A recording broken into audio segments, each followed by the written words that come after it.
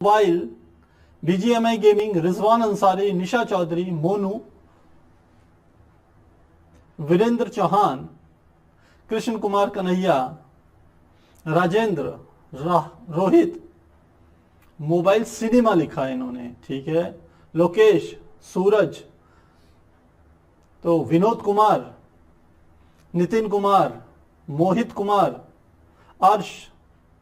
तो प्यारे बच्चों, अब लगभग आपके मैसेज आने शुरू हो गए हैं कि ऑडियो क्लियर है। सबसे पहले निशा चौधरी लिख रही है सर क्लियर है, बहुत अच्छी बात है। और काफी सारे बच्चे गुड इवनिंग कह रहे हैं। सभी बच्चों को मेरी तरफ से बहुत बहुत गुड इवनिंग, बहुत बहुत शुभ संध्या। ईश्वर करें आप स्वस्थ रहें। तो क्लास को स्टार्ट करते हैं प्यारे बच्चों। टाइम देखेंगे तो एग्जैक्ट 8 o'clock हो गया है, तो आपका टाइम बिल्कुल वेस्ट नहीं करेंगे। हम अपनी टाइमिंग हमेशा आपको 8 बजे की ही देते हैं, 8 PM की ही देते हैं लाइव क्लास की। ये बात अलग है, हम उससे 2-3 मिनट पहले आकर के अपने जो जनरल प्रोसेस होते हैं उसको कंप्लीट करने की कोशिश करते हैं। तो क्लास को स्टार्ट करते हैं। हमारा टॉपिक है चल कुंडल गैल्वेनोमीटर, जिसे हम चल कुंडल धारा मापी भी कहते हैं।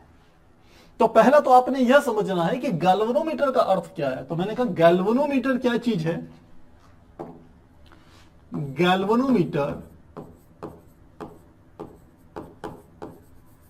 गैल्वेनोमीटर का अर्थ है धारा मापी। और सही मायनों में आपको बताऊं, ये वर्ड तो है धारा मापी, लेकिन वास्तव में धारा मापने का काम कम तथा धारा को संसूचित करने का काम ज्यादा करता है। अब देखिए यहां वर्ड मैंने यूज किया है संसूचित, जिसे इंग्लिश में कहा जाता है डिटेक्शन।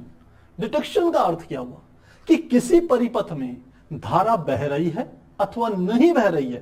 केवल यदि आप यह बात पता करना चाह रहे हैं तो उसके लिए सबसे उपयुक्त यंत्र, सबसे अच्छा जो हमारे पास इंस्ट्रूमेंट होता है उसे हम कहते हैं धारा मापी। इंग्लिश में से कहा जाता है गैल्वेनोमीटर। तो पहला यही बात लिख लेते हैं, क्योंकि बहुत से बच्चे यहां कंफ्यूज होते हैं। धारा मापी है, इसका मतलब यह परिपथ में धारा को मापेगा। एक सीमा तक आप कह सकते हो मापेगा, लेकिन बहुत कम माइक्रो एम्पियर की धारा को मापने का काम करता है। ये ध्यान रखिएगा, माइक्रो एम्पियर की धारा। बहुत जो हमारे सामान्य परिपथ होते हैं घरों में जो यूज करते हैं, वहां इतनी कम धारा हमारे पास नहीं होती है। तो ऐसे परिपथों के लिए धारा मापन के लिए गैल्वेनोमीटर का इस्तेमाल बिल्कुल नहीं होता है। आपको यहीं पर मैं एक बात स्पष्ट कर दूं। तो पहले लिख लेते हैं आखिर गैल्वेनोमीटर होता क्या है। तो लिखते हैं, यहां पर लिखते हैं धारा मापी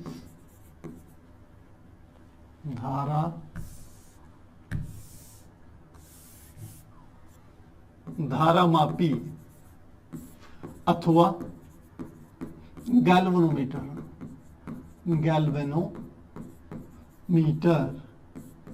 एक ऐसा यंत्र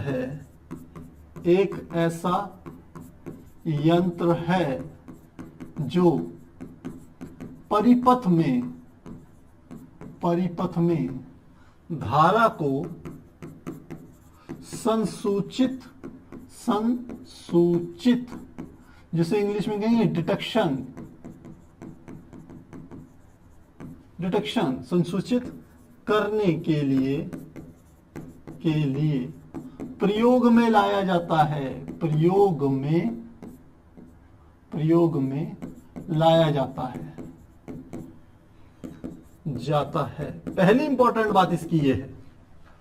सेकंड मैंने क्या बताया कि यह सामान्यतः परिपथ में माइक्रो एम्पियर की धारा को ही माप सकता है। यह परिपथ में उपस्थित माइक्रो एम्पियर धारा का ही मापन कर सकता है। पर इसका जो मुख्य काम है वह यही है कि परिपथ में धारा को संसूचित करना ही इसका मुख्य काम है धारा मापी का। तो पहला वर्ड गैल्वेनोमीटर या धारा मापी क्या होता है ये हमें समझ में आ गया। अब दूसरी बात आती है कि दूसरा वर्ड है चल कुंडल, जिसे कहते हैं इंग्लिश में मूविंग क्वाइल। मूविंग क्वाइल का अर्थ क्या है? एक ऐसी कुंडली जो कि स्वतंत्रता पूर्वक मूव कर पाए, गति कर पाए, घूम सके, ऐसी कुंडली को जब हम व्यवस्थित करते हैं, ये जो अरेंजमेंट करते हैं, उसी को हम क्या कहते थे? चल कुंडल, मूविंग कॉइल। तो चल कुंडल का मैंने अर्थ क्या बताया? हमने कहा चल कुंडल का अर्थ है कि कुंडली की, या आप इसे धारावाही कुंडली भी कह सकते हैं। तो लिखते हैं यहां पर धारावाही कुंडली की एक ऐसी व्यवस्था, या आप जिसे इंग्लिश में अरेंजमेंट भी कह सकते हैं, ऐसी व्यवस्था जिसमें वह किसी अक्ष के परितः, अक्ष अथवा बिंदु के परितः स्वतंत्रता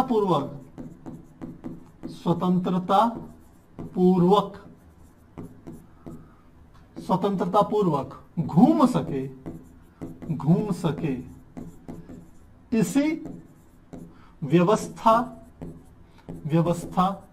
को चल कुंडल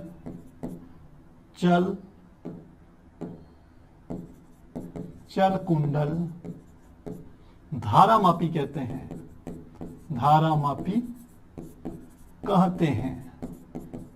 अब आपके दिमाग में एक बात आ रही होगी प्यारे बच्चों, कि सर आपने यहां से लेके यहां तक तो बोला कि कोई एक ऐसी कुंडली जो किसी अक्ष के परितः घूम सके, स्वतंत्रता पूर्वक रोटेट कर पाए, घूर्णन कर सके, ऐसी व्यवस्था को चल कुंडल कहते हैं। लेकिन लास्ट में आपने वर्ड लगा दिया धारामापी। ये क्यों लगा?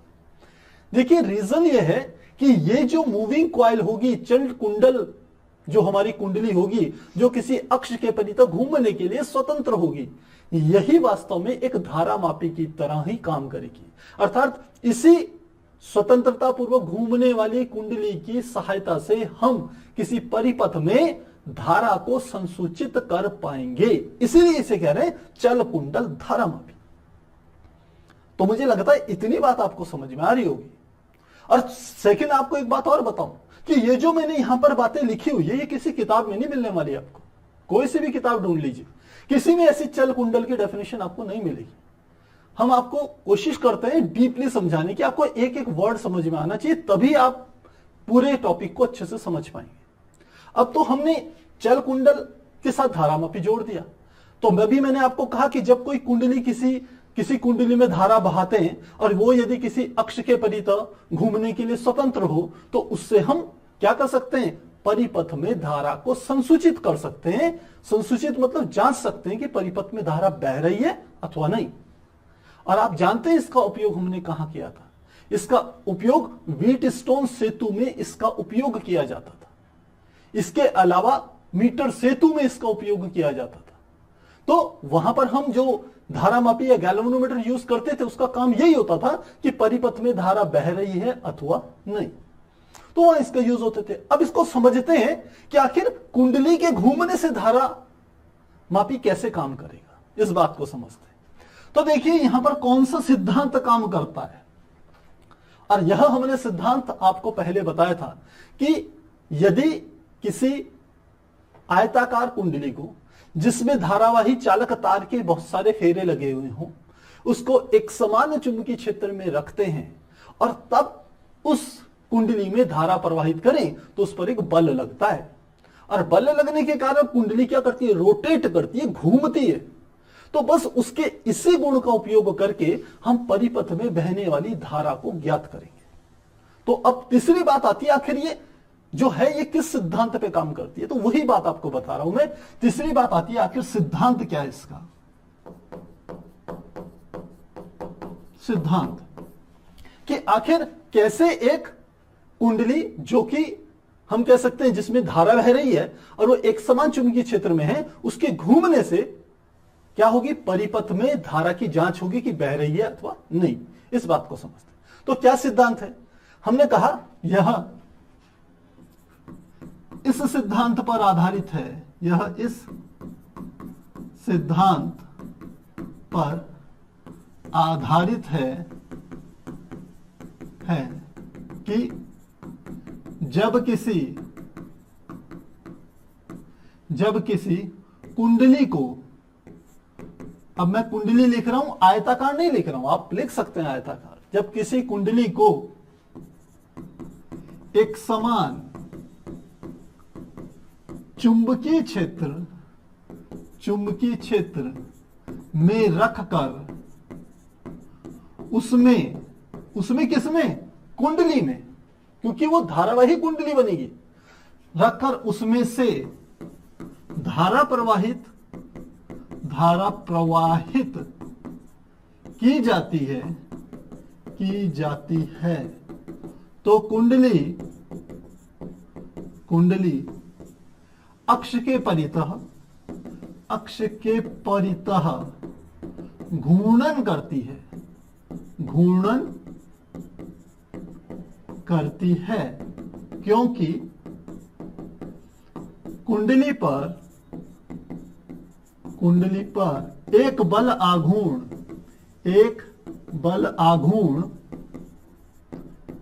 कार्य करता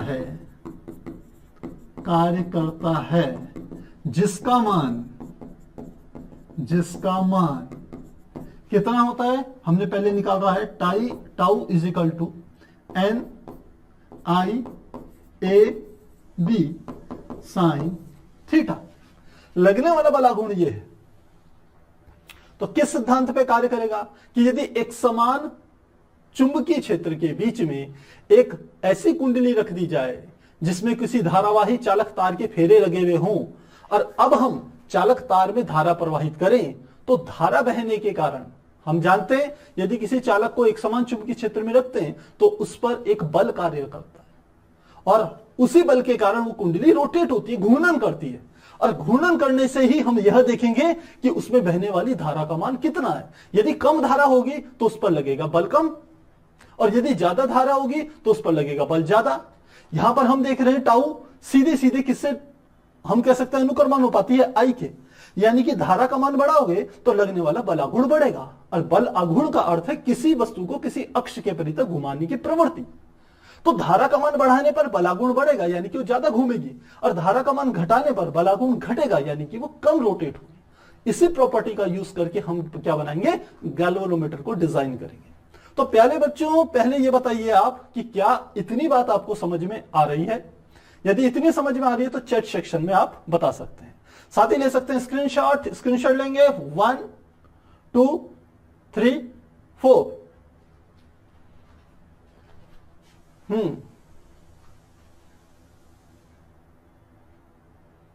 हिमांशु डेफिनेशन लिख रहे हैं, बहुत अच्छी बात है। एक बच्चा कह रहा है सर बीजीआई में गेमिंग कह रहे हैं चैप्टर खत्म होने के बाद एक एमसीक्यू देखते हैं, कोशिश करेंगे। फिलहाल ये बताइए ये समझ में आया है नहीं आया है? बड़ा इंपॉर्टेंट टॉपिक है ये। क्लियर है? नईम सैफी कह रहे हैं क्लियर है। लव कुश कह रहे हैं यस सर क्लियर है। अब जहीर खान फिर कह रहे हैं सर 12th केमिस्ट्री स्टार्ट करा दो। अरे बच्चों टाइम मिलेगा तभी कराएंगे, मैं कई बार बोल चुका हूं। अमित कुमार विक्रमा कह रहे हैं क्लियर है, बहुत बढ़िया बात है, ठीक है। राजकुमार भी कह रहे हैं क्लियर है। नीता कह रही है डायमंड क्लियर, बहुत बढ़िया बात है। तो इतनी बात क्लियर हो गई। अब हम समझते हैं इस चीज को, प्रोसेस को समझते हैं। तो अब चलते हैं आगे। ये हमने एनसीईआरटी में आपकी चल कुंडल धारा मापी का जो डायग्राम बना हुआ है उसको यहां पर हमने शो करा हुआ है। अब इस डायग्राम को समझने के लिए पहले हम बीच में एक दो चीजों को समझने की कोशिश करते हैं। तो क्या कर रहे हैं, पहले बैक जा रहे हैं, अब एक ब्लैंक पेज ले रहे हैं। अब पहले हम समझते हैं हमने पीछे क्या पढ़ा था। हमने पीछे एक बात पढ़ी थी, मैंने एक इस तरीके से एक पोल बनाए थे। यह था हमारा नॉर्थ पोल और यह हमारा होता था साउथ पोल, और इसके बीच में हम यहां पर एक कुंडली रख लेते थे। इस तरीके की एक आयताकार कुंडली होती थी। हमने वहां भी बताया था थ्योरेटिकली तो ये कंप्लीट होती है, पर प्रैक्टिकली इसमें एक तरफ से धारा अंदर और एक तरफ से बाहर जाती है। और यह जो कुंडली है जब एक समान चुंबकीय क्षेत्र में रखते हैं और इसमें कोई धारा प्रवाहित होती है, धारा आई, तो इस कुंडली पर एक बल कार्य करता है। लगने वाले बल का मान अभी मैंने आपको बताया वो होता है tau is equal to N I A B sine theta. अब हर चीज बता रहा हूं कि कौन सी चीज क्या है। जहां टाउ इस कुंडली पर लगने वाला बलागुण है, बलागुण का अर्थ होता है एक ऐसा बल जो किसी वस्तु को घुमाने की प्रवृत्ति रखता है, उसको चलाने की प्रवृत्ति नहीं रखता। ये कुंडली ऐसे तो रोटेट कर सकती है लेकिन ये ऐसे गति नहीं कर सकती, स्थानांतरित गति नहीं करेगी। तो ये क्या है, बलागुण टाउ। एन इस कुंडली में फेरों की संख्या, यानी कि इस कुंडली में कितने फेरे लगे हुए हैं, इस चालक तार के कितने फेरे हैं, ये फेरों की जो संख्या है इसको हम किससे रिप्रेजेंट करते हैं, इसको रिप्रेजेंट करते हैं एन से। तो एन क्या है, फेरों की संख्या आई क्या है, बहने वाली धारा का मान, जो हमने यहां लिखा है। ए क्या है, क्षेत्रफल, किसका, इस कुंडली का क्षेत्रफल, इसकी लंबाई और इसकी चौड़ाई की गुणा कर दें तो हमारे पास कुंडली का क्षेत्रफल आ जाएगा। अगली चीज आती है बी, चुंबकीय क्षेत्र की तीव्रता, क्योंकि ये नॉर्थ पोल है साउथ पोल है, तो नॉर्थ से साउथ की तरफ क्या होगा, एक चुंबकीय क्षेत्र जाएगा और इसको हम रिप्रेजेंट करेंगे बी से। ये आ गया। और साथ में एक चीज आप देख रहे होंगे, थीटा क्या चीज होती है, बड़ी इंपॉर्टेंट बात है। थीटा होता है कि ये जो हमारी कुंडली है इसकी जो लंबवत दिशा है, कुंडली का बाहर की तरफ जो लंबवत दिशा होगी, एक लंब खींचा जाए, उस लंब और चुंबकीय क्षेत्र बी के बीच का कोण। देखिए कुंडली क्या है, आयताकार है, एक पृष्ठ है, तो पृष्ठ की दिशा क्या होगी, पृष्ठ के लंबवत बाहर की तरफ होगी। यदि कुंडली ऐसी है तो कुंडली की दिशा क्या है, पृष्ठ के लंबवत बाहर, यानी कि आपकी तरफ है दिशा।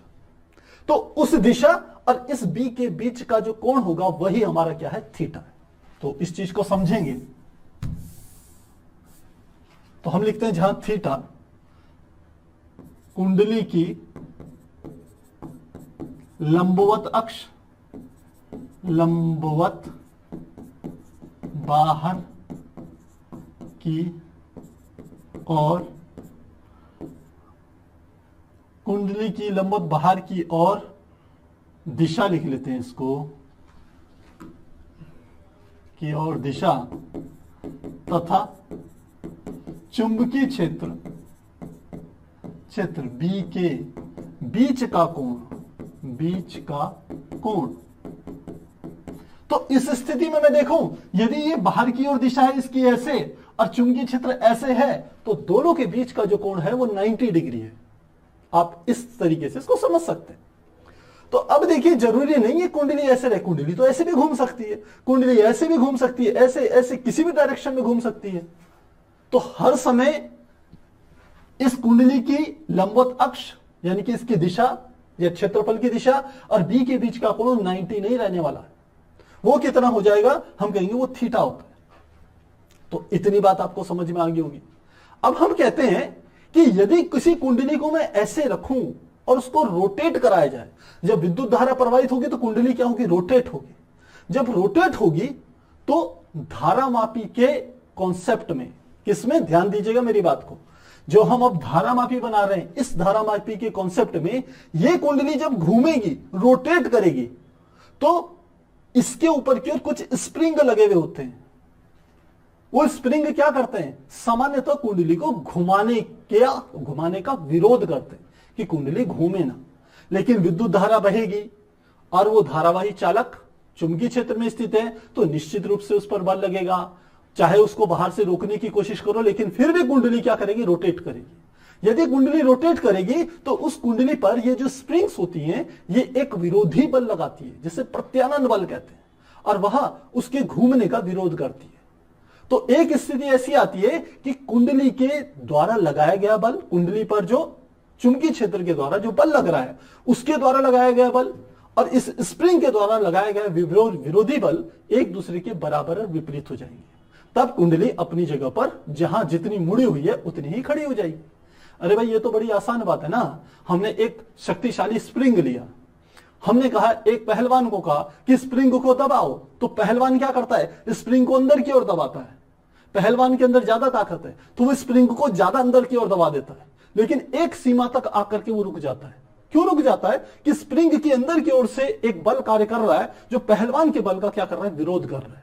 तो जब पहलवान वहीं तक स्प्रिंग को दबा सकता है जहां तक उसके द्वारा लगाया गया बल और स्प्रिंग के द्वारा लगाया गया विरोधी बल एक दूसरे के बराबर और विपरीत हो, वहां पर स्प्रिंग रुक जाएगी। तो ये तो कब थी, जब पहलवान ने ज्यादा बल लगाया। अब मैं उसी स्प्रिंग को कहूं कि एक छोटा बच्चा दबा रहा है, तो छोटा बच्चा तो ज्यादा नहीं दबा पाएगा, वो कम दबाएगा, और उसके जैसे जैसे वो दबाएगा स्प्रिंग अंदर की ओर से बल लगा रही है विपरीत दिशा में, तो छोटा बच्चा एक कम दूरी पर जाकर के क्या होगा, रुक जाएगा। उसके आगे बल इसलिए नहीं लगा पाएगा क्योंकि स्प्रिंग बल लगा रही है विपरीत दिशा में। तो जहां तक वो दबाएगा उसके बाद उस स्थिति में स्प्रिंग के द्वारा लगाया गया बल और बच्चे के द्वारा लगाया गया बल एक दूसरे के बराबर और विपरीत होंगे, और उस स्थिति में स्प्रिंग रुक जाएगी। जैसे ही बाहर का बल हटाओगे स्प्रिंग अपनी पूर्व अवस्था में आ जाएगी। यही बात यहां पर होती है। यहां पर जब आप धारावाही कुंडली को चुंबकीय क्षेत्र में रखते हो तो धारावाही कुंडली पर चुंबकीय क्षेत्र बल लगाता है, तो कुंडली रोटेट होगी। अब कुंडली हमने क्या करी हुई, किसी अक्ष के परितः बांधी हुई है, इस तरीके से बांधी हुई है जैसे आप ये सोचिए जैसे झूला होता है। झूले को यदि आप क्या करें, एक तरफ घुमाने की कोशिश करेंगे, रोटेट करेंगे, तो उसके ऊपर की रस्सियों में ऐंठन बल लग जाता है। ऐंठन बल मतलब एक मरोड़ी बल जो उसको विपरीत दिशा में घुमाने का प्रयत्न करता है। कभी झूले को घुमाना, एक दिशा में घुमाना, और बाद में यदि छोड़ोगे तो झूला विपरीत दिशा में ऐसे ऐसे रिंग घूमता हुआ अपनी पूर्व अवस्था पर आने का प्रयत्न करेगा, उसे कहते हैं ऐंठन बल या मरोड़ी बल। तो इस कुंडली पर भी ऐसा ही ऐंठन बल या मरोड़ी बल लगेगा जो कि स्प्रिंग के घूमने का विरोध करेगा। तो हम कहेंगे स्प्रिंग नहीं बल्कि कुंडली के घूमने का विरोध करेगा। तो कुंडली घूमेगी तो सही, लेकिन एक निश्चित घूमने के बाद वो रुक जाएगी जहां पर स्प्रिंग के द्वारा लगाया गया प्रत्यानयन बल बराबर होगा कुंडली पर चुंबकीय क्षेत्र के द्वारा लगाए गए बल के। इतनी बात यदि समझ में आपको आएगी तभी आप आगे इसमें बढ़ पाएंगे। तो मुझे लगता है इतनी बात समझ में आ गई होगी। तो अब हम पीछे की बात आपको समझाते हैं। तो हमने कहा ये इतना है, तो लिखते हैं यदि, अब हम इस डायग्राम को थोड़ा सा सिस्टमेटिक बनाने की कोशिश करते हैं। चलिए पहले इसको क्रॉप कर लेते हैं, इसको थोड़ा सा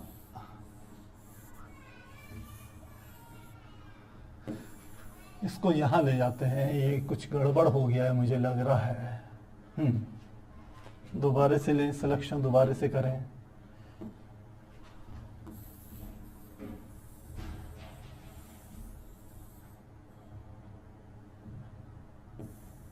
हाँ, अब देखिए यहां पर ले आए। अब इस कुंडली में ध्यान दीजिए, मैंने क्या करा, जैसे अभी मैं आपको बोल रहा था, एक इसको क्या करना है कि एक अक्ष के परितः घूम पाए। तो अक्ष के परितः घूमने के लिए कुंडली को यहां से हमने ऊपर की ओर ले जाकर के एक चूल से कह सकते हैं, या कोई एक ऐसी तार, ऐसी अक्ष जिसके परितः वो स्वतंत्रता पूर्वक घूम पाए, उससे हमने इसको कनेक्ट कर दिया। ऐसे ही नीचे से यहां से भी तार निकाली और इसको यहां से भी हमने इस तरीके से कनेक्ट कर दिया। अब ये दो सिरों पर, दो धुरियों पर, इनको आप धुरी कह सकते हैं, धुरी कह सकते हैं, एक धुरी और ये दूसरी धुरी। अब कुंडली इन धुरियों के बीच ऐसे घूम सकती है। आप ये मान सकते हैं ये एक पतला सा धातु का एक धागा है और यह कुंडली इस पर लटकी हुई है। अब ये धुरी क्या होगी, इस तरीके से ये कुंडली पर जब बल लगेगा चुंबकीय क्षेत्र के द्वारा, तो कुंडली इस तरीके से रोटेट करेगी। अब रोटेशन होगा कुंडली में, तो हम कहेंगे ये जो धागा होगा इस पर ऐंठन बल या मरोड़ी बल काम करेगा। तो इसका अर्थ है, और ये यदि मुड़ेगी एक निश्चित दिशा में जाकर के, तो वहां पर ऐंठन बल और मरोड़ी बल एक दूसरे के बराबर और विपरीत होंगे। तो इन बातों को हम लिख रहे हैं। हम लिखते हैं यहां पर, हम लिखते हैं कि कुंडली पर चुंबकीय क्षेत्र द्वारा लगाया गया बल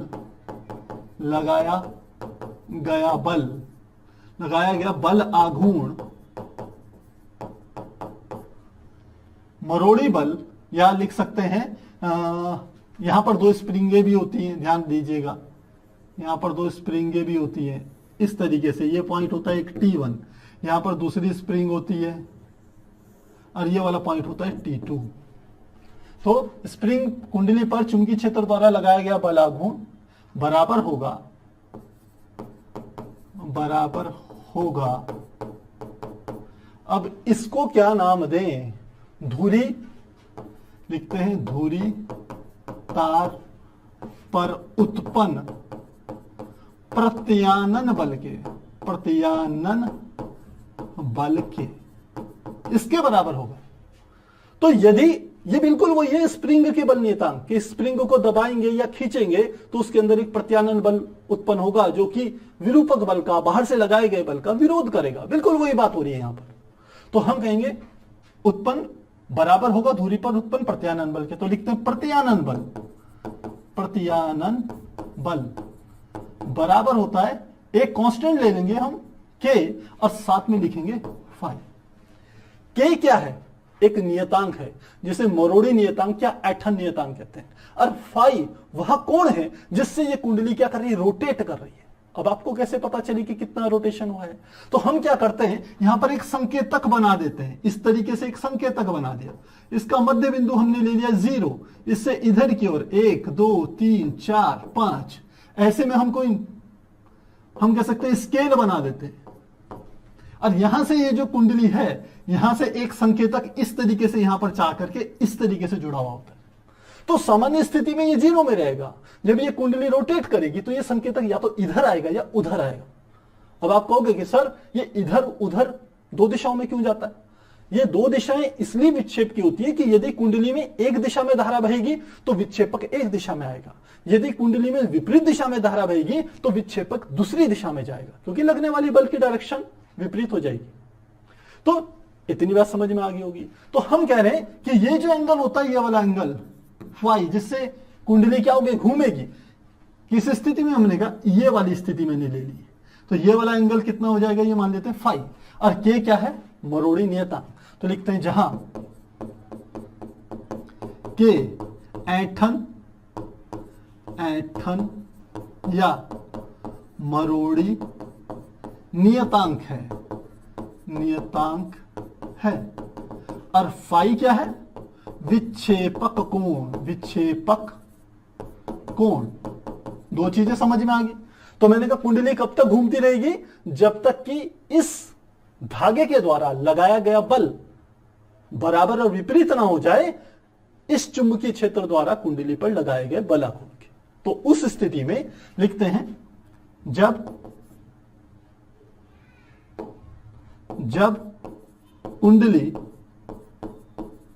कुंडली स्थिर हो जाती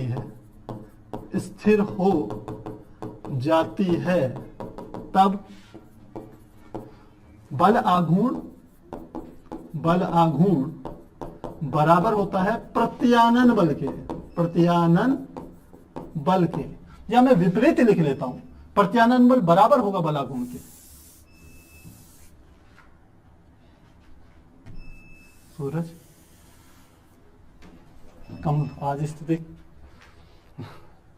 प्यारे बच्चों, एक प्रॉब्लम है कि हो सकता है लाइट चले जाए, क्योंकि यहां सुबह से ही इलेक्ट्रिसिटी की प्रॉब्लम है। तो सेशन हम कंटिन्यू कर रहे हैं, लेकिन ऐसा भी संभावना है कि बीच में लाइट चले जाए, तो आप इसके लिए प्रिपेयर रहना। तो हमने कहा जब कुंडली स्थिर हो जाती है तब प्रत्यानन बल बराबर होगा बल आघूर्ण के। ये दोनों एक दूसरे के बराबर होंगे। तो प्रत्यानन बल क्या है? के फाई। और बल आघूर्ण कितना है? ये टाउ का हो जाएगा, यानी कि टाउ। तो क्या आ जाएगा? के फाई बराबर, टाउ का मान क्या है? NIAB sine theta, NIAB sine theta, इसके बराबर होगा। तो इसको अगले पेज में लेकर के चल रहे हैं, तो चलते हैं। तो हमने कहा चूंकि के फाई बराबर है NIAB साइन थीटा के, तो हम लिख सकते हैं फाई बराबर किसके हो जाएगा? NAB बटे के, और साथ में यहां पर आई छूट गया तो मैंने यहां आई लिख लिया, और साथ में साइन थीटा के। अब देखिए ये जो पद, यानी कि के को नीचे ले जाऊं तो फाई बराबर NIAB के। और साथ में आ गया आई साइन थीटा। तो अब इसको थोड़ा सा और सॉल्व करें तो मैं इसको लिख सकता हूं, इसको मैं लिख सकता हूं इजिकल टू, यहां मैंने आई लिख लिया और इस चीज को दूसरी तरफ मैं ले जाऊं तो यहां पर आ जाएगा फाई तो पहले से है, आई कहां चले, साइन थीटा कहां चल जाएगा, इसके नीचे चल जाएगा। और ये वाला पूरा पद यानी कि ये हो जाएगा के बटे एन ए बी। तो सही तरीके से लिखूं तो आई बराबर हो जाएगा के बटे एन ए बी इंटू ये आ जाएगा फाई बटे साइन थीटा। अब इस फार्मूले को ध्यान दीजिएगा, ये फार्मूला आपको एनसीईआरटी में भी नहीं मिलेगा और आपको रीजन बताऊंगा कि जब एनसीईआरटी में आपका ये चुंबकीय क्षेत्र बनाया गया तो ये चुंबकीय क्षेत्र हम कह सकते हैं ये गोल क्यों बनाए गए, इस बात को यहां पर समझाने की कोशिश करूंगा। स्टार्टिंग में हम चुंबकीय क्षेत्र कैसे बनाते हैं, ये ध्रुव बनाए थे मैंने फ्लैट, ध्यान दीजिए ये वाले ध्रुव ऐसे थे, स्ट्रेट ध्रुव थे ये ऐसे वाले, इनको मैंने त्रिज्य यानी कि रेडियल नहीं बनाया था, बिल्कुल फ्लैट बनाया था। अब इससे क्या नुकसान होता है ध्यान देना, हमने कहा फार्मूला मेरे पास निकल के आया ये पूरा का पूरा क्या है, ये पूरा पद क्या है नियतांक, ये क्या है नियतांक। तो देखा जाए आई अनुक्रम अनुपाती है फाई बटे साइन थीटा के। अब देखिए जो फाई है वो ये वाला कोण है, ये वाला कोण है, ये पैमाने पर जितना घूमेगा उतना ही हम कहेंगे धारा के अनुक्रम अनुपाती होना चाहिए। लेकिन यहां जो ये वाला फैक्टर है साइन थीटा, वह इस सिस्टम को गड़बड़ा रहा है। मेरे कहने का अर्थ यह है कि यह संकेतक यदि 1 डिग्री का कोण बनाए तो इसका मतलब सूक्ष्म धारा बह रही है, यदि 2 डिग्री का कोण बनाए तो धारा का मान बढ़ गया, 3 डिग्री का कोण बनाए, कोण कैसे बनेगा, ये इस दिशा में खिसक रहा है। हालांकि एनसीईआरटी ने मध्य बिंदु को शून्य नहीं दर्शाया है, लेकिन वो कहते हैं कि यह पैमाना गलत है, मध्य बिंदु पर ही शून्य होना चाहिए। ठीक है, वो कोई दिक्कत वाली बात नहीं है। तो मेरे कहने का अर्थ है कि जैसे जैसे कोण का मान बढ़ेगा वैसे वैसे धारा का मान उसी अनुपात पे बढ़ना चाहिए। लेकिन यहां पर हर का जो साइन थीटा वाला फैक्टर है यह इस चीज को गलत साबित कर रहा है। तो हमारा मोटिव क्या है कि ये जो पैमाना है जैसे जैसे इसका कोण बढ़े तो हमें पता चले परिपथ में या कुंडली में या आयताकार कुंडली में बहने वाली धारा का मान बढ़ रहा है, उसी अनुपात में बढ़ना चाहिए। तो इस काम के लिए साइन थीटा को हटाना पड़ेगा, और साइन थीटा को हटाने का केवल एक तरीका है कि यदि साइन थीटा का मान 90 हो जाए, यदि साइन थीटा का मान साइन थीटा का मान 1 हो जाए, यानी कि थीटा बराबर 90 हो जाए, तो लिखते हैं इसी बात को, हम कहते हैं क्योंकि आई थीटा के आई तथा फाई, थीटा की जगह लिख लिया फाई, आई तथा थीटा में अनुक्रमानुपाती संबंध होना चाहिए,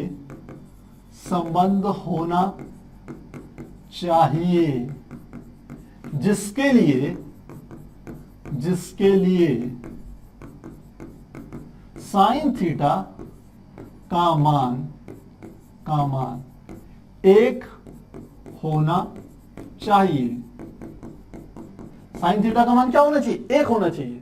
और साइन थीटा 1 कब होगा, यानी कि लिखेंगे साइन थीटा बराबर 1 होगा जब थीटा बराबर कितना हो जाए 90, साइन 90 का मान 1 होता है।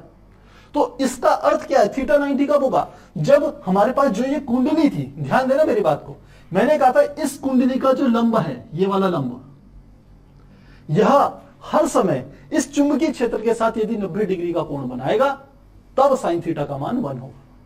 अब ऐसी स्थिति में तो 90 डिग्री का कोण बन रहा है, देखिए चुंबकीय क्षेत्र ऐसे है और कुंडली की लंब दिशा जो है वो ये वाली है, दोनों में 90 डिग्री का कोण है। लेकिन तब क्या होगा, जब ये कुंडली थोड़ी सी रोटेट कर जाएगी, ऐसे की बजाय ऐसे होगी, तब थीटा का मान 90 नहीं होगा। तो इस स्थिति से बचने के लिए हर क्षण थीटा का मान 90 बनाने के लिए हम क्या करते हैं, इन फ्लैट, ये जो हमारे आयताकार चुंबकीय क्षेत्र हैं, चुंबकीय ध्रुव हैं, इनको हम त्रिज्य चुंबकीय क्षेत्र में परिवर्तित करते हैं।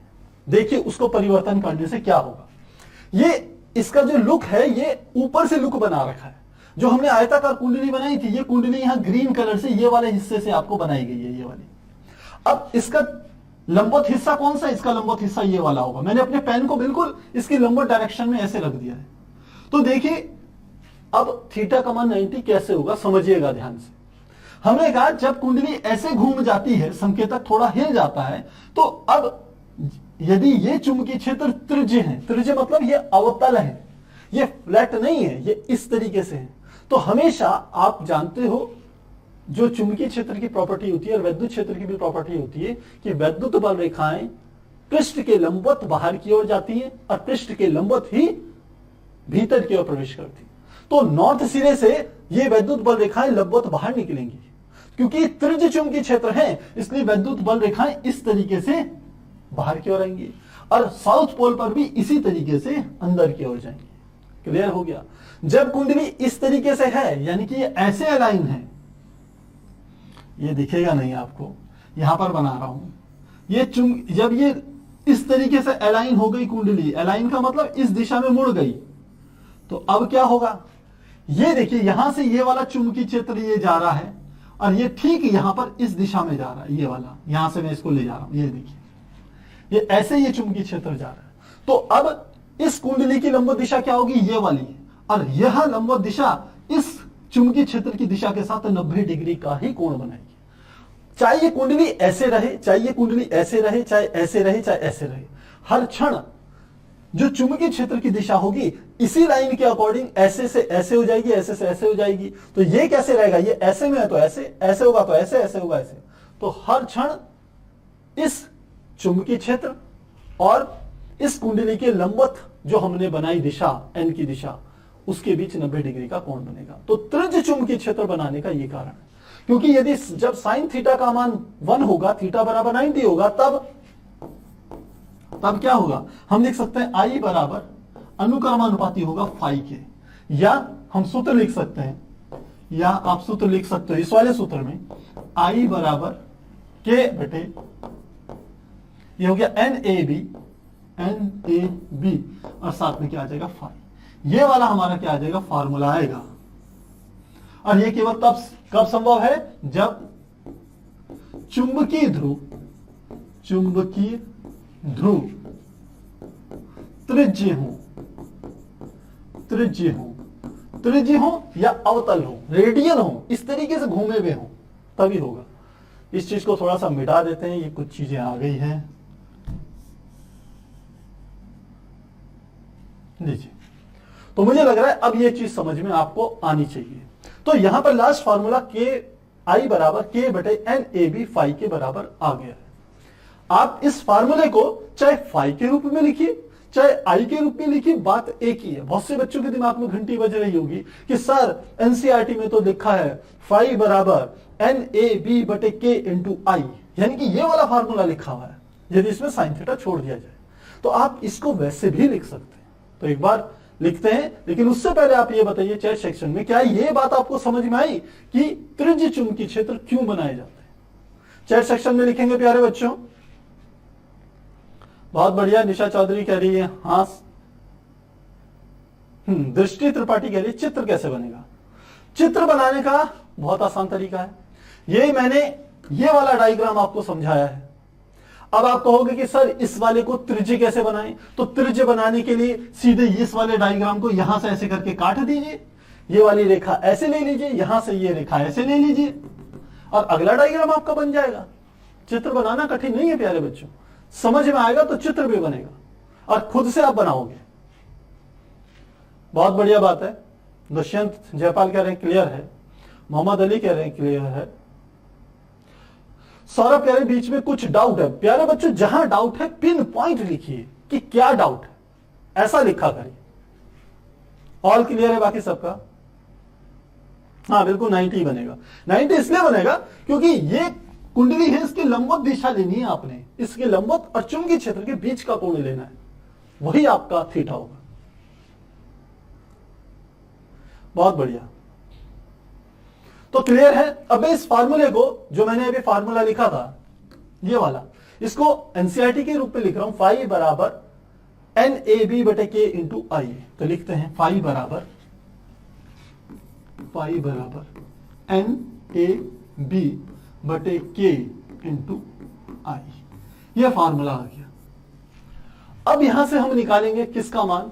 सबसे पहले निकालेंगे धारा सुग्राहिता। शब्द को समझिएगा पहले, सुग्राहिता का अर्थ क्या होता है, जिसे इंग्लिश में सेंसिटिविटी कहा जाता है। बहुत से लोग कहते हैं हमारी स्किन बड़ी सेंसिटिव है, हम बहुत सेंसिटिव पर्सन है। बहुत सेंसिटिव का अर्थ होता है बहुत, जिसमें कोई चीज हल्का सा भी परिवर्तन होने पर आदमी को एकदम कुछ उसके अंदर परिवर्तन आ जाए तो हम कहते हैं वो बड़ा संवेदनशील है, बड़ा सेंसिटिव है। हिंदी में उसको संवेदनशील भी कहा जा सकता है और सुग्राहिता भी कहते हैं। जब यंत्रों के संदर्भ में बोलेंगे, जब यंत्रों के संदर्भ में बोलेंगे सेंसिटिविटी को तो सुग्राहिता कहेंगे, जब व्यक्तियों के संदर्भ में बोलेंगे तो कहेंगे बहुत संवेदनशील है। तो इसका अर्थ है कि किसी चीज में थोड़ा सा भी परिवर्तन करने पर अन्य चीजों में जो परिवर्तन आता है उसी को हम कहते हैं सुग्राहिता। थोड़े से परिवर्तन को भी आप मेजर कर लें तो हम कहेंगे सुग्राहिता बहुत अच्छी है, लेकिन ज्यादा परिवर्तन करने पर तब हमें लगे कि हां कुछ बदल गया है तो हम कहेंगे सुग्राहिता कम है। बस इसी बात को आपने समझना है। तो अब हम क्या समझेंगे? सबसे पहले समझेंगे धारा सुग्राहिता। सुग्राहिता, धारा सुग्राहिता का अर्थ है कि किसी भी यंत्र की या इस धारामापी की धारा सुग्राहिता तब अधिकतम होगी, तब सबसे अच्छी मानी जाएगी जब धारा में थोड़े से भी परिवर्तन को जो धारामापी है वो अच्छे से क्या कर लेगा? मेजर कर लेगा, माप लेगा। तो बात को लिख लेते हैं इन्हीं सामान्य शब्दों में। धारा सुग्राहिता का अर्थ है, लिखते हैं, धारामापी की सुग्राहिता। सुग्राहिता का अर्थ है कि धारा में सूक्ष्म परिवर्तन भी धारामापी के पैमाने में प्रदर्शित हो जाता है। यह है धारामापी की सुग्राहिता का अर्थ।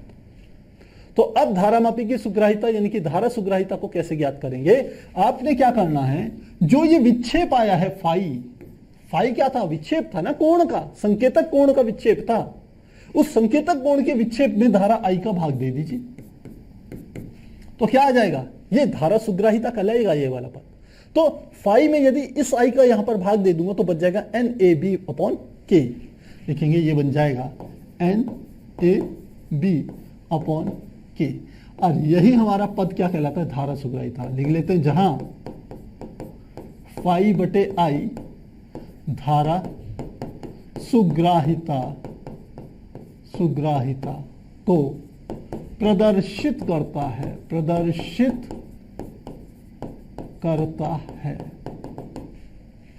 इसको प्रदर्शित करता है।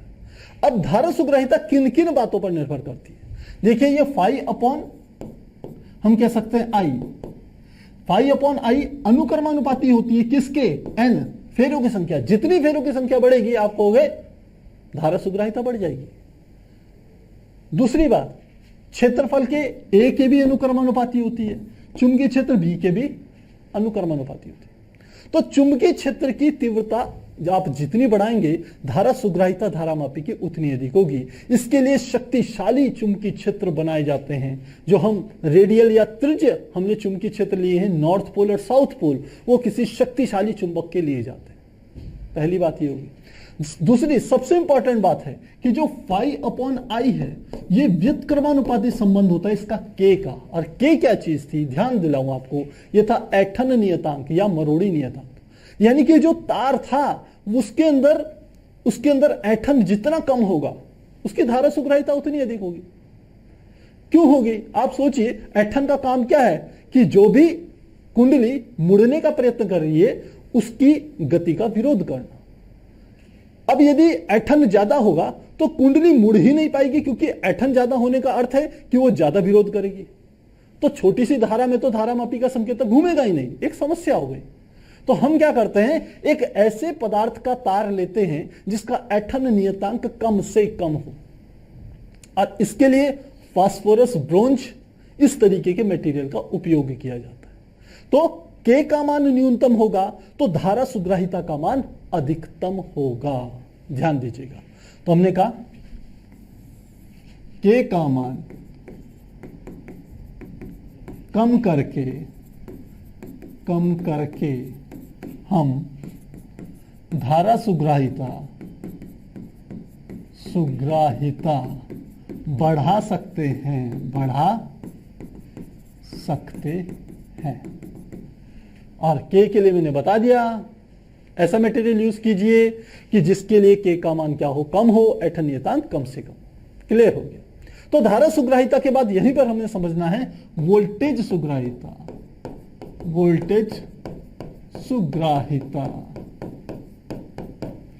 बाद में समझेंगे कि आखिर धारा सुग्राहिता और वोल्टेज सुग्राहिता हम क्यों ले रहे हैं, क्योंकि अभी हम इसके बाद पढ़ेंगे टॉपिक कि किस प्रकार से गैल्वेनोमीटर को या धारा मापी को परिवर्तित करते हैं अमीटर में। और अमीटर का काम क्या होता है, परिपथ में धारा का मापन। तो इसलिए धारा सुग्राहिता पढ़ रहे हैं। दूसरा हम पढ़ेंगे कि किस प्रकार धारा मापी को हम परिवर्तित करेंगे वोल्टमीटर के रूप में। और वोल्टमीटर का काम है किन्हीं दो बिंदुओं के बीच के विभवांतर को मापना। तो इसलिए हम यहां पर वोल्टेज सुग्राहिता को भी समझना चाह रहे हैं। तो देखिए कोण क्या था, फाई। अब वोल्टेज सुग्राहिता चाहिए तो केवल फाई बटे क्या कर देना है, वी लिख लेना है आपने, फाई बटे वी। तो आपने बाएं पक्ष में फाई का भाग दिया तो बाएं पक्ष में फाई में वी का भाग दिया तो दाएं पक्ष में भी वी का भाग आप दे देंगे। तो क्या है, एन ए बी बटे के बराबर है एन ए बी बटे के, और साथ में ऊपर था आई, और नीचे किसका भाग दे दिया हमने, वी का भाग दे दिया। अब वी बराबर होता है आई आर, तो वैल्यू रख लेंगे, लिख लेंगे फाई बटे वी बराबर एन ए बी बटे के, ऊपर आ गया आई और नीचे आ गया वी इंटू ये आ गया वी बराबर आई इंटू आर, क्योंकि वी बराबर आई आर होता है, यहां लिख लेते हैं, क्योंकि वी बराबर होता है आई आर के। तो अब इस वाले आई से तो आई कट गया, तो क्या गया, फाई बटे वी बराबर होगा एन ए बी बटे के इंटू 1/r के। तो ये हमारी क्या कहलाती है, ये कहलाता है पद फाई अपॉन वी को कहते हैं वोल्टेज सुग्राहिता। और वोल्टेज सुग्राहिता भी एन के, ए के, बी के अनुक्रमानुपाती, के व्युत्क्रमानुपाती होती है और आर के भी व्युत्क्रमानुपाती होती है। लेकिन यहां एक बात इंपॉर्टेंट है, यहां पर फाई अपॉन वी एन के अनुक्रमानुपाती है कि एन का मान आप बढ़ाओगे तो फाई अपॉन वी भी क्या होगा, बढ़ेगा, सुग्राहिता बढ़ेगी। लेकिन ऐसा होता नहीं है। ऐसा क्यों नहीं होता, समझिएगा। जैसे जैसे आप फेरों की संख्या बढ़ाएंगे, तारों के फेरों की संख्या, वैसे वैसे तार की लंबाई बढ़ेगी, और तार की लंबाई बढ़ेगी तो तार का प्रतिरोध बढ़ेगा, और प्रतिरोध ऊपर भी हो जाएगा, प्रतिरोध नीचे भी हो जाएगा, प्रतिरोध से प्रतिरोध कट जाएगा। इसका मतलब है एन बढ़ाने पर वोल्टेज सुग्राहिता नहीं बढ़ने वाली। क्लियर हो गया। यदि ए बढ़ाओगे, कुंडली का क्षेत्रफल बढ़ाओगे तो सुग्राहिता बढ़ेगी, लेकिन आकार बढ़ाना कोई लाभदायक नहीं होता। अगली चीज आ गई बी, चुंबकीय क्षेत्र। चुंबकीय क्षेत्र जितना शक्तिशाली होगा वोल्टेज सुग्राहिता उतनी ही अधिक होगी। और सबसे इंपॉर्टेंट बात के, इसके साथ व्युत्क्रमानुपाती का संबंध है। के का मान जितना कम होगा वोल्टेज सुग्राहिता भी उतनी ही हम कहेंगे अधिक होगी, क्योंकि इसमें व्युत्क्रमानुपाती का संबंध है। के का मान कम तो फाई अपॉन वी का मान ज्यादा। तो बस ये चीज आपको समझनी है। क्या कहा मैंने, फाई बटे वी 1/k। यदि के का मान बढ़ाओगे तो वोल्टेज सुग्राहिता घटेगी, इस चीज को समझना है।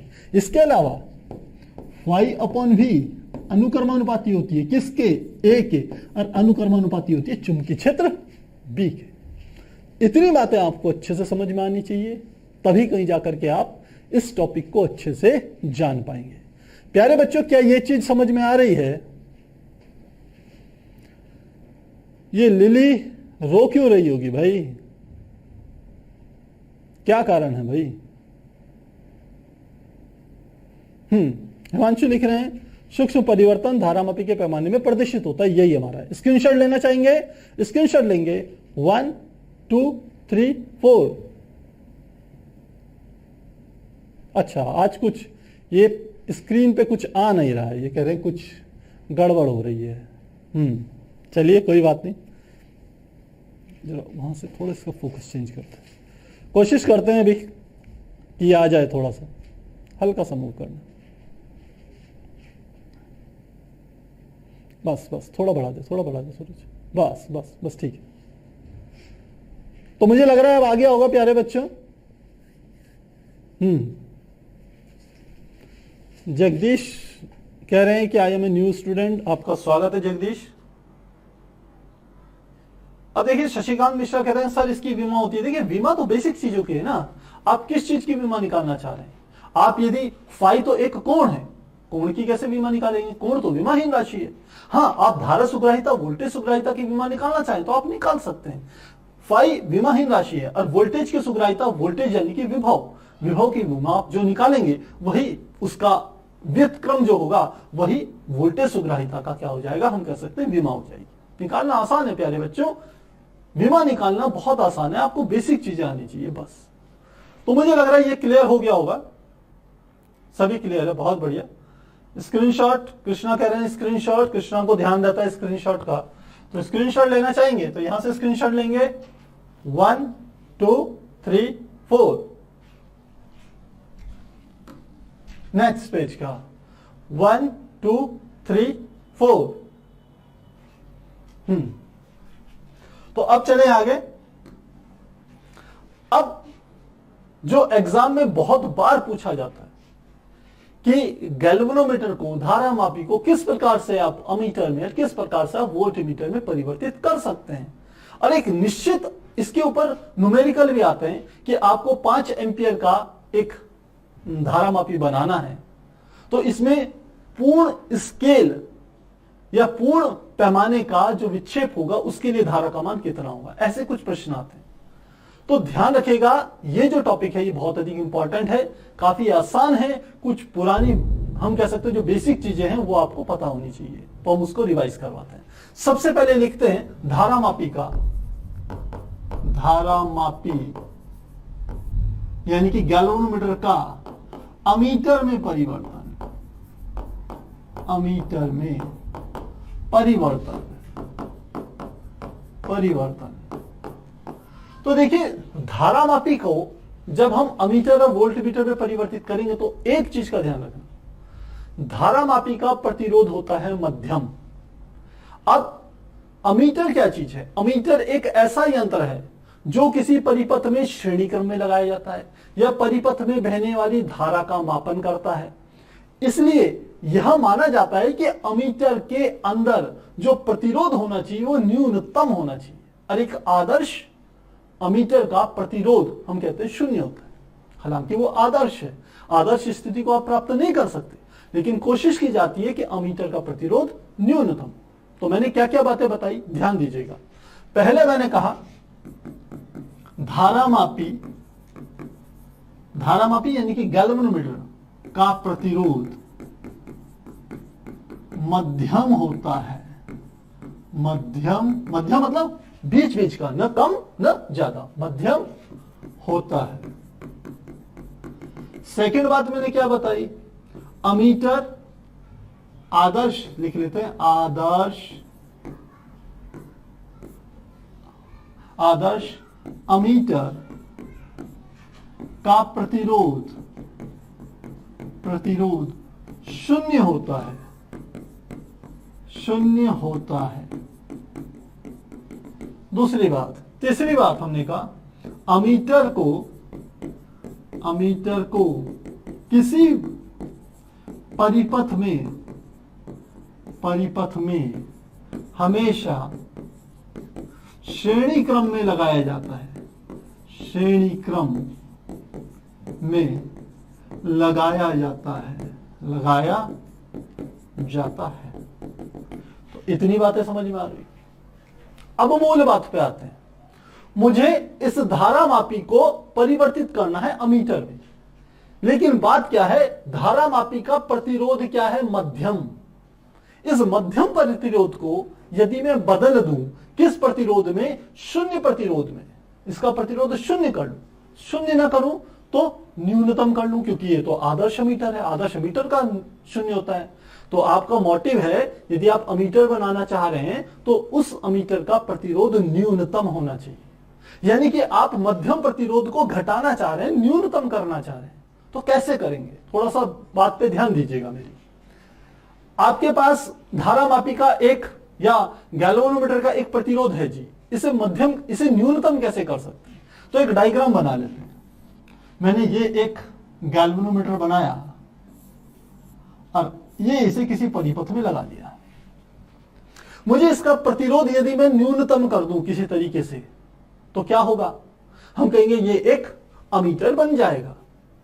अब आपको पता है कि प्रतिरोध को यदि आप न्यूनतम करना चाह रहे हैं तो यदि मैं दो प्रतिरोधों को समांतर क्रम में जोड़ दूं तो उनका जो परिणामी होता है वह सबसे छोटे प्रतिरोध से भी कम होता है।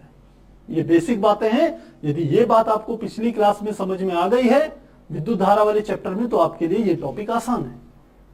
तो मैंने कहा कि यदि इस गैल्वेनोमीटर के प्रतिरोध को घटाना है तो एक बहुत छोटे प्रतिरोध को इसके समांतर क्रम में जोड़ दो। तो जोड़ देते हैं। तो मैंने क्या करा, यहां से हमने एक प्रतिरोध को इसके समांतर क्रम में जोड़ दिया और इस प्रतिरोध को हम जो नाम देते हैं उसे एस से निरूपित करते हैं। एस मतलब होता है शंट। शंट क्या चीज है? शंट किसी धारामापी में हम एक अतिरिक्त कह सकते हैं एक बाईपास कर देते हैं। बाईपास का अर्थ होता है, देखिए आपने बाईपास शब्द का समझा होगा सड़कों के संदर्भ में। कोई एक शहर होता है और उसी के बगल से एक बाईपास रोड होती है। तो बाईपास का अर्थ क्या होता है कि जब शहर पर ट्रैफिक ज्यादा हो जाता है तो वहां का जो पुलिस प्रशासन होता है ट्रैफिक को बाईपास करवा देता है। यानी कि बाहर से आने वाले अधिकतर व्यक्ति उस बाईपास का उपयोग करके शहर के बाहर से बाहर निकल जाते हैं। उनको शहर के अंदर प्रविष्ट करने की आवश्यकता नहीं होती। बिल्कुल वही बात यहां होती है। यहां से कोई शक्तिशाली विद्युत धारा आई लेकिन ये गैल्वेनोमीटर बहुत अधिक क्या है, हम कह सकते हैं संसूचक, मतलब बहुत अधिक कह सकते हैं कमजोर है बड़ी धाराओं के लिए। क्योंकि इसका जो संकेतक होता है वो संकेतक की खास बात क्या होती है, यदि ज्यादा जोर की धारा आएगी, क्योंकि गैल्वेनोमीटर क्या करता है माइक्रो एम्पियर की धारा को ही माप सकता है। यदि धारा का मान 1 एम्पियर 2 एम्पियर होगा तो जो संकेतक होगा वो मैक्सिमम वाले बिंदु से टकराएगा, स्टॉपर से टकराएगा और उसके टूटने की संभावना होती है। तो इस समस्या से बचने के लिए जब यहां पर धारा अधिकतम आती है, कोई आई धारा आती है, तो ये शंट क्या करता है, इसका प्रतिरोध इस गैल्वेनोमीटर से क्या है, कम। और कोई भी चीज जो होती है यदि प्रतिरोध लगा दिया जाए कहीं पर, एक जगह कम प्रतिरोध है एक जगह ज्यादा प्रतिरोध है, तो हर चीज चाहती है मैं कम प्रतिरोध से गुजरूं। अब प्रतिरोध क्या है, मान लो आपको एक जगह से दूसरे जगह पर जाना है। ये मैं दो बना रहा हूं, एक यहां से, एक व्यक्ति यहां से चला, दो रास्ते हैं इस बिंदु तक पहुंचने के लिए। इस रास्ते पे हमने क्या कर दिए, कांटे बिछा दिए। ये क्या है, कांटे हैं, कांटे हैं। और इस दूसरा वाला रास्ता क्या है, सामान्य है। आप किस रास्ते से जाओगे भाई, इस बी बिंदु तक आप निश्चित रूप से इस रास्ते से जाओगे। क्यों, क्योंकि इसमें कांटे नहीं है ना, इसमें आपको कोई रोकने वाला नहीं है ना। तो हर चीज ऐसी रास्ते का चयन करती है जहां पर उसको प्रतिरोध कम से कम मिले। तो इसलिए ठीक वही बात यहां पर आती है, गैल्वेनोमीटर का प्रतिरोध ज्यादा, इसका शंट का प्रतिरोध कम। तो जो धारा बहेगी वो कोशिश करेगी अधिकतम धारा कि यहां से बह करके चले जाए, शंट से चले जाए, तो उसे कहते हैं वो बाईपास हो गई। तो शंट एक ऐसा हम कहते हैं निम्न प्रतिरोध का एक तार होता है जो परिपथ में आसानी से हम कहते हैं चुपचाप सुप्त अवस्था में रहता है, और वो केवल तभी जाता है जब परिपथ में धारा का मान एक नियत मान से ज्यादा हो जाए। तो करंट क्या हो जाती है, बाईपास हो जाती है। मुझे लग रहा है समझ में आ गया होगा आपको। तो अब इस बात को आगे समझिए। हमने कहा कि अब इन दोनों का प्रतिरोध मिल करके न्यूनतम कैसे होगा, क्योंकि एस का प्रतिरोध क्या है, बहुत कम, किसकी तुलना में, जे की तुलना में। तो इनका परिणामी प्रतिरोध एस से भी कम होगा। यही प्रतिरोधों को समांतर क्रम में जोड़ने का सिद्धांत है कि जो परिणामी प्रतिरोध आता है समांतर क्रम में, यदि एक से अधिक प्रतिरोधों को आपस में जोड़े तो जो परिणामी प्रतिरोध आता है वो सबसे छोटे वाले प्रतिरोध से भी कम होता है। तो इन दोनों का जो परिणामी प्रतिरोध होगा वह इस एस प्रतिरोध से भी क्या होगा, कम होगा। तो ये मिल करके ये जो संरचना बनी यहां पर, ये जो टोटल संरचना बनी, सेकेंड विंडो एक मिनट, ये फिट टू स्क्रीन करें और अंडू कर दें इसको थोड़ा सा, एक मिनट, अंडू इसको सिलेक्शन करके थोड़ा सा बड़ा कर दें, ये आ गया, अब ठीक है। तो मुझे लग रहा है अब बिल्कुल हम पहले की जगह पहुंच चुके हैं। तो मैंने कहा ये वाला हिस्सा क्या है, अमीटर है, जिसमें कि हमने एक शंट जोड़ा है जो कि निम्न प्रतिरोध का है, किसके साथ, गैल्वेनोमीटर के साथ समांतर क्रम में। बात मैंने बता दी क्यों जोड़ा, जिससे परिणामी प्रतिरोध न्यूनतम आ जाए, और प्रतिरोध न्यूनतम होगा तभी हम अमीटर में बदल देंगे, किसको, गैल्वेनोमीटर को या धारामापी।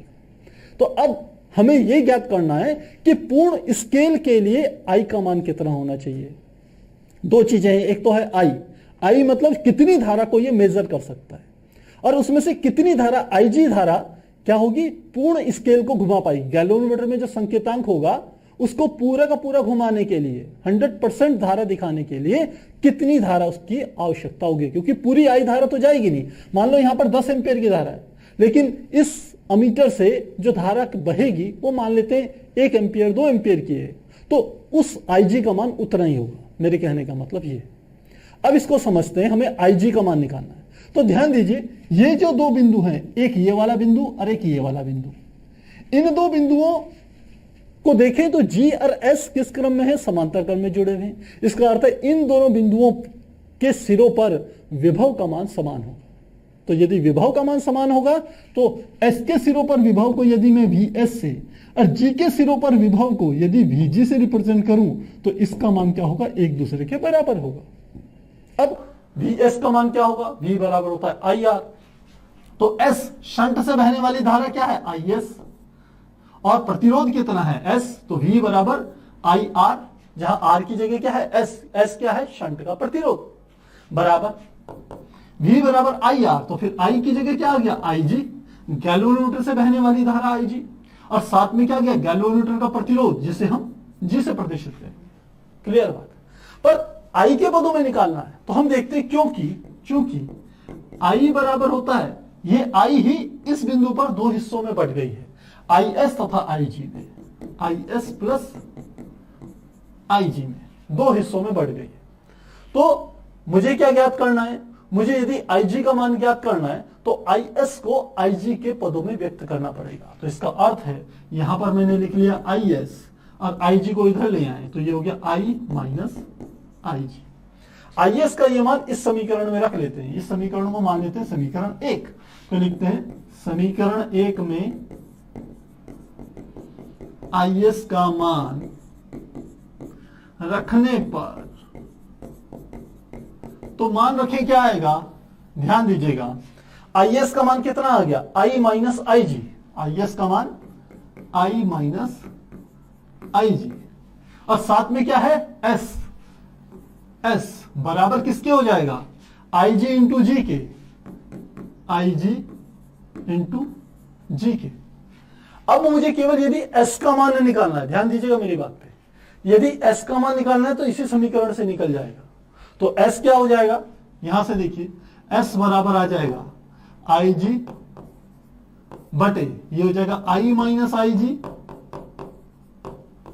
और इधर की ओर जी पहले से था और साथ में नीचे क्या आ जाएगा, बस जी आ जाएगा, ये आ जाएगा। तो ये किसका मान निकल गया, एस का मान निकल गया। अब आप कहोगे सर ये एस क्या है, ये उस शंट का प्रतिरोध है जिसे आपको गैल्वेनोमीटर में जोड़ना है, और इससे जो आई धारा है इसका हम मापन कर सकते हैं इस अमीटर की हेल्प से, जबकि गैल्वेनोमीटर से जो धारा बहेगी केवल वो आईजी बहेगी। तो बहुत बार आपको आईजी का मान भी कैलकुलेट करना होता है। तो यदि ये समीकरण 1 है, इस समीकरण को मैं मान लेता हूं समीकरण 2, तो लिखते हैं समीकरण 2 से, 2 को थोड़ा सा सॉल्व करेंगे और आईजी का मान निकालेंगे। तो ये है आई minus I G into S बराबर I G into ji, S के अंदर गुणा कर दें तो I S minus I G into S बराबर आई जी इंटू जी। मुझे तो आई जी का मान निकालना है, तो इस आई जी को उधर ले जाइए, तो यहां बच जाएगा आई इंटू एस बराबर, आई जी उधर चले गया, साथ में इसके एस है, प्लस इधर भी है आई जी इंटू जी, दोनों में क्या कॉमन है, आई जी कॉमन है, तो क्या आ गया एस प्लस जी। और यहां पे है I इंटू एस। तो IG का मान क्या हो जाएगा, IG बराबर ये I इंटू एस यानी कि S बटे S प्लस जी, और साथ में क्या आ जाएगा, इंटू क्या आ जाएगा, I। तो ये प्यारे बच्चों हमने निकाल लिया है कि गैल्वेनोमीटर से कितनी धारा बहेगी, उस धारा का मान IG का मान यहां से हम निकाल लिए। जहां S शंट का प्रतिरोध है, G गैल्वेनोमीटर का प्रतिरोध है, I वह धारा है जो इस अमीटर से सुरक्षित रूप से बह सकती है। इस प्रकार से हम क्या करेंगे, इसे कैलकुलेट करेंगे। ये IG को थोड़ा अच्छे से आप जरूर बना लीजिएगा सब जगह पर कि आप इसमें कंफ्यूज ना हो। तो ये हमने तरीका बताया किस प्रकार से गैल्वेनोमीटर को अमीटर में परिवर्तित करेंगे। यदि कहीं पर कोई डाउट है तो आप चैट सेक्शन में लिखिए और साथ में लीजिए इसका स्क्रीनशॉट। स्क्रीनशॉट लेना चाहेंगे 1 2 3 4।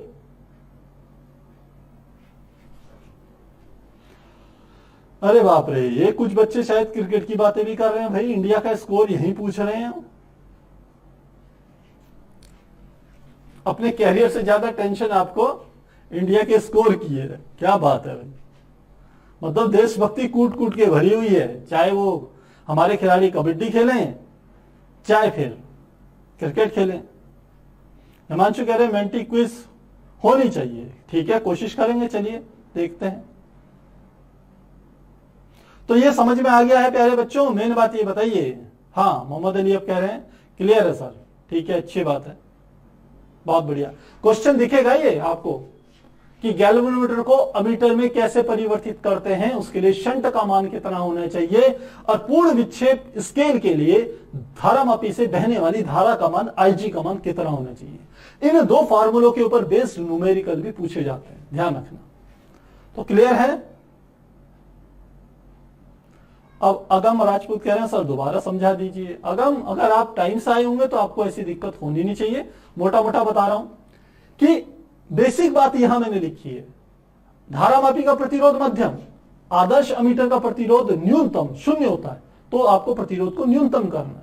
तो धारामापी को अमीटर में बदलना है तो बस गैल्वेनोमीटर का या धारामापी का प्रतिरोध को न्यूनतम बनाइए। कैसे होगा, इसके समांतर क्रम में एक निम्न प्रतिरोध का तार लगा दीजिए। तो परिणामी प्रतिरोध, क्योंकि समांतर क्रम में जुड़ा हुआ है, तो जो परिणामी प्रतिरोध आएगा वो सबसे छोटे प्रतिरोध से भी कम होगा। और छोटा प्रतिरोध आपने कौन सा लगाया, S लगाया, तो ये अमीटर में बदल गया। यहां से धारा आई दो हिस्सों में बढ़ गई, IS और IG में।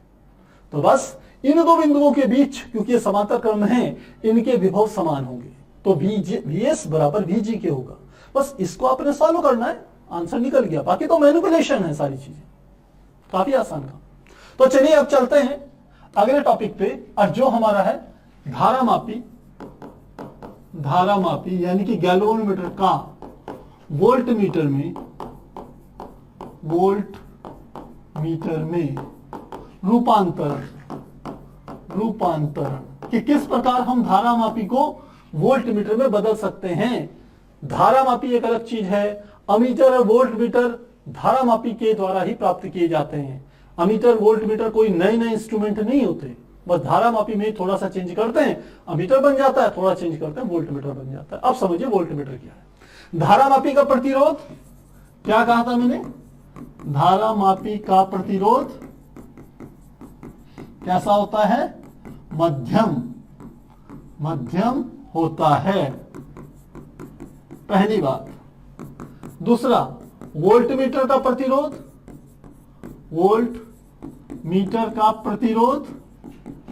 अधिकतम होता है, प्रतिरोध अधिकतम होता है। और आदर्श वोल्ट मीटर का प्रतिरोध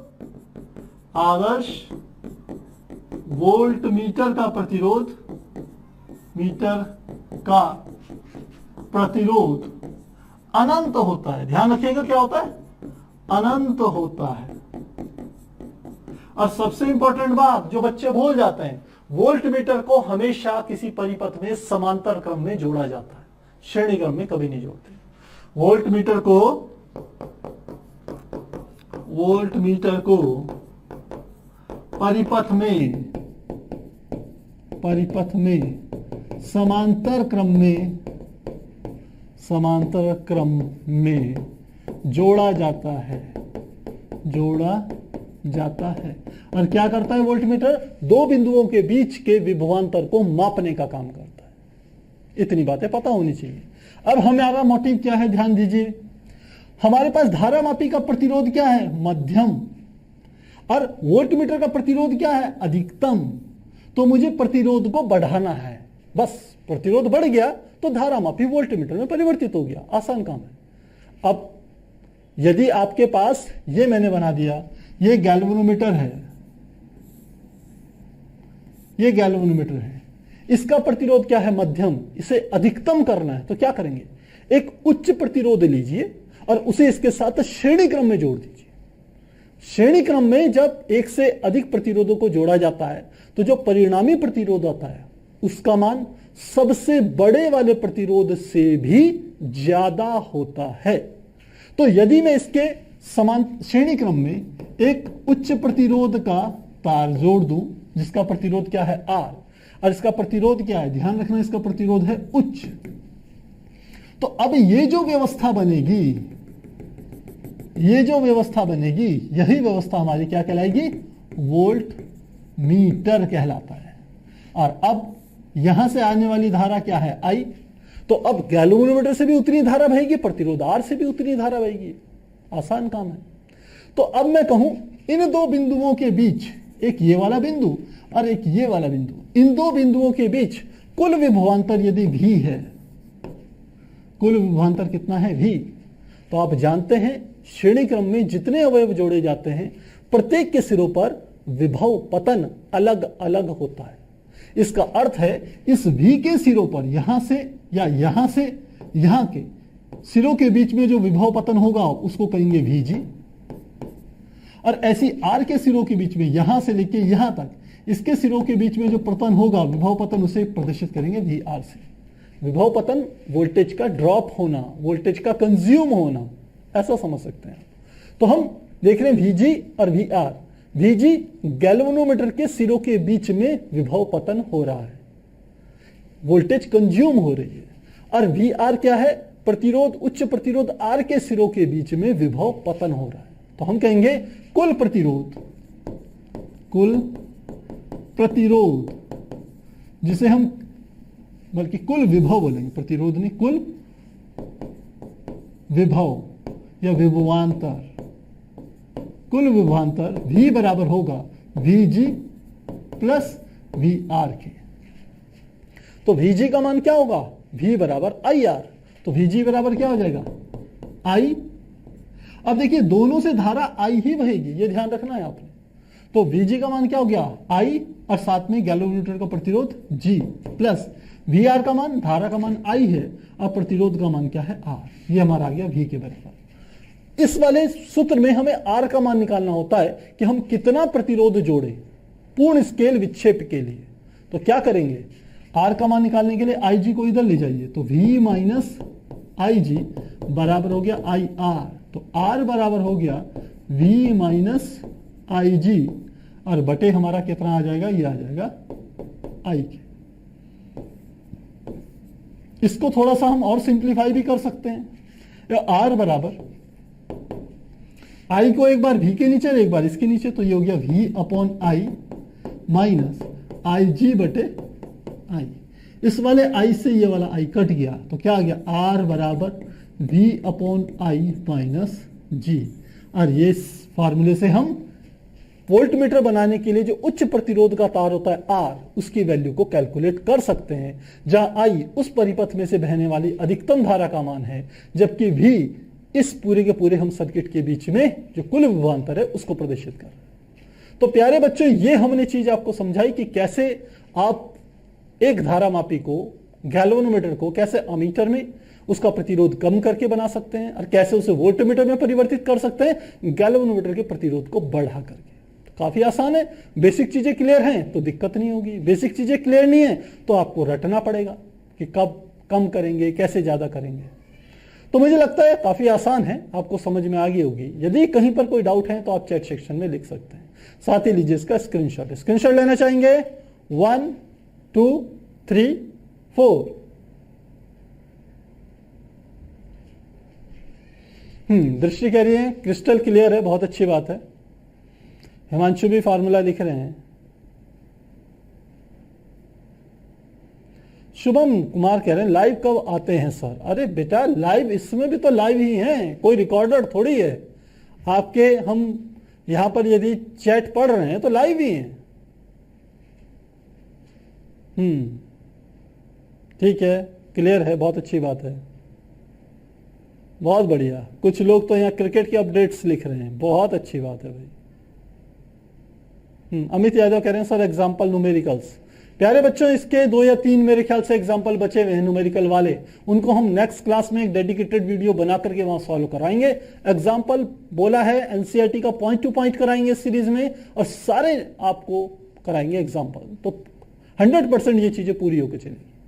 और रही बात एक्सरसाइज के सॉल्यूशंस की, एक्सरसाइज के सॉल्यूशन हम पहले भी करा चुके हैं, आप वहां से उसे देख सकते हैं।